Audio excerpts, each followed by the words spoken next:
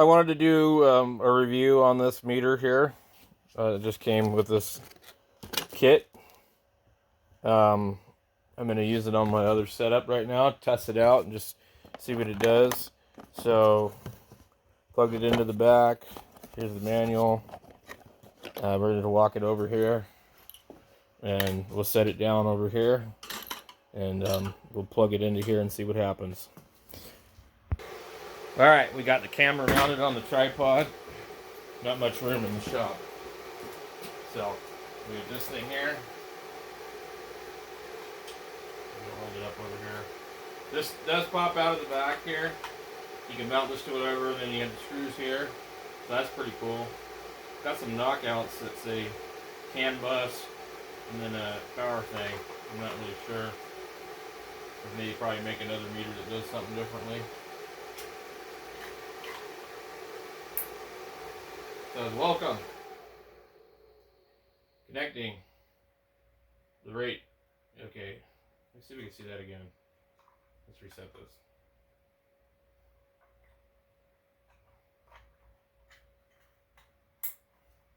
Okay. 24 volts, 40 amp. So it tells you what it is when you hook to it. So it shows me right now my solar is 63 volts, 5.5 amps in.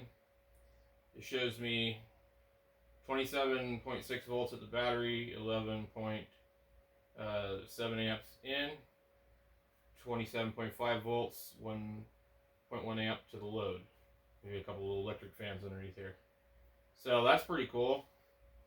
So now I don't have to look at this and push the buttons and go through here. But since I have two of these, there's no way to read it all on this, which kind of sucks. That's why I was saying in my other video that I wish I had bought these all from the same place, because they would have all come with this.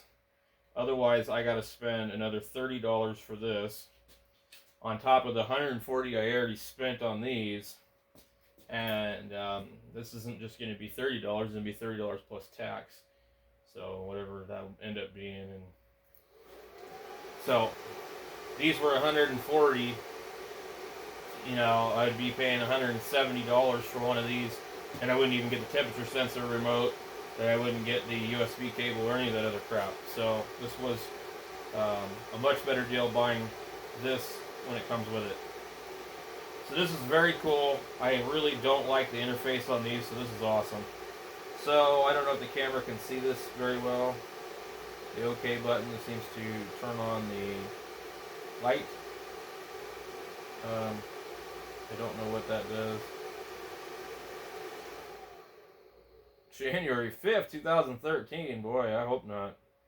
So these must be quite old. Oh, it gives you the energy, the day, 0.9 kilowatts.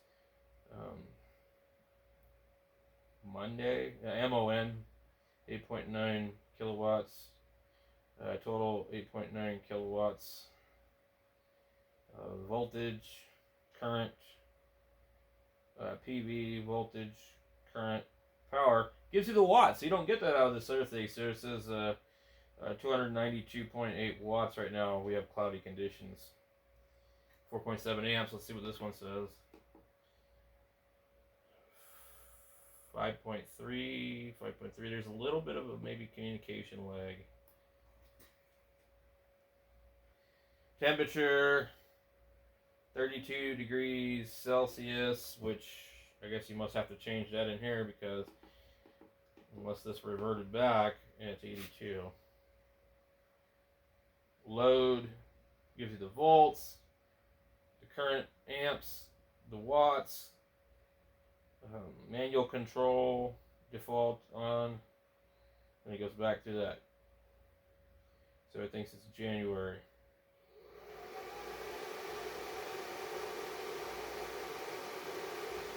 Monitoring, device info, test operation, control, para, something, load set, device parameters, that's what it would be. Device PSW, factory reset, failure information, meter parameters, monitoring. Let's see what we get under test operation. Test operation load off.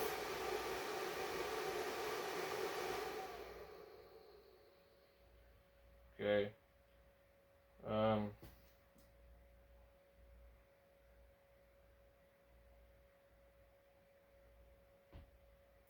I don't know if it does anything else. I really need to read the manual.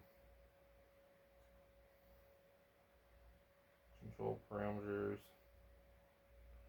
Battery type, flooded, battery 200 amp hour. I'm not really sure how it came up with that number, but I guess it's probably accurate.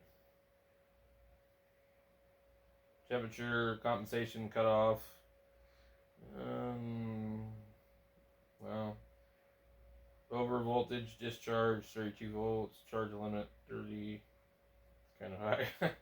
Over volt 30. A lot of the stuff you can't do this from the charge controller. The boost charge is 2.92, float charge 27.6. And I think I can just go in and edit these on here. So equalization time. That's pretty cool. Okay. The load set. Wait. Where did that go? Damn it. I hit the wrong button.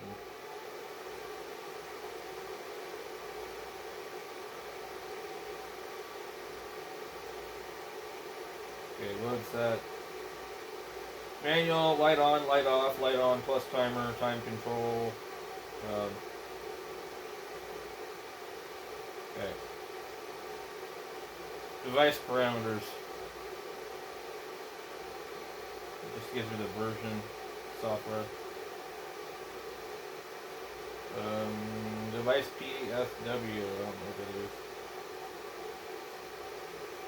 Something. Factory reset. Failure info. Nothing. Meter parameter. Meter type. Version. Blah blah. I guess there's a version that doesn't work with some of the earlier stuff. Okay.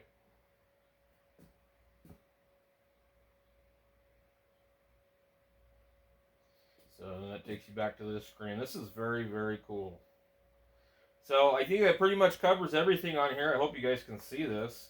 Definitely make sure you buy a charge controller that comes with one of these, because without it, man, it's just like, unless you just want to set the thing up and you don't really care what it does, but I mean, I do, so this is great.